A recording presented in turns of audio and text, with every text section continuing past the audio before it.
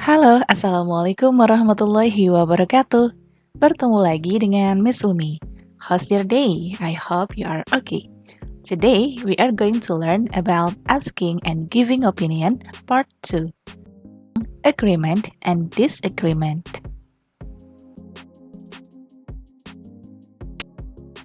Yang pertama, kita akan belajar tentang expression of agreement. Apa sih expression of agreement? Expression of agreement adalah ungkapan yang digunakan ketika kita setuju terhadap orang lain atau pendapat orang lain. Contohnya, ketika temanmu mengajak untuk pergi ke mall, kemudian kalian mengiyakan dengan menjawab ayo atau oke. Nah, jawaban kalian itu adalah bentuk ungkapan persetujuan atau expression of agreement. Sekarang yuk kita belajar menggunakan expression of agreement atau ungkapan setuju dalam bahasa Inggris. Yang pertama, I agree with you. Saya setuju denganmu. I couldn't agree more. Saya sangat setuju. You're absolutely right. Kamu sangat benar. Exactly. Tepat sekali. I think so. Saya pikir begitu. I guess so. Saya kira begitu. That is a good idea. Itu adalah ide yang bagus. You're right. Kamu benar. That's true. Itu benar. Yang kedua, kita akan belajar tentang expression of disagreement. Expression of disagreement adalah ungkapan yang digunakan ketika kita tidak setuju terhadap orang lain atau pendapat orang lain. Contohnya, ketika temanmu menawarkan makan bakso. Hei, makan bakso yuk. Kemudian kalian menjawab, maaf deh, aku nggak suka bakso. Gimana kalau makan mie ayam?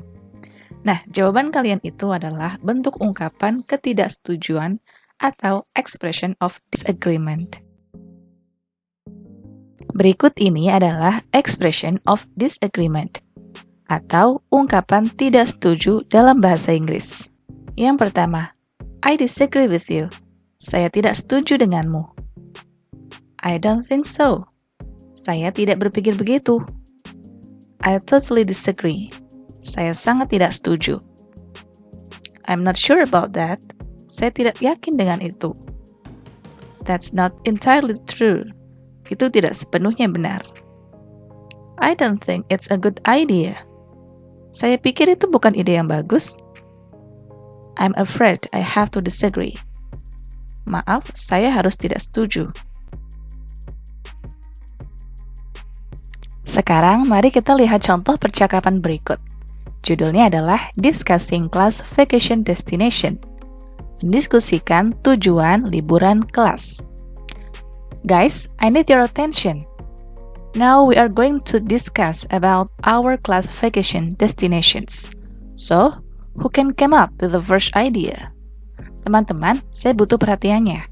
Sekarang kita akan mendiskusikan tentang tujuan liburan kelas kita. Jadi, siapa yang mempunyai ide pertama?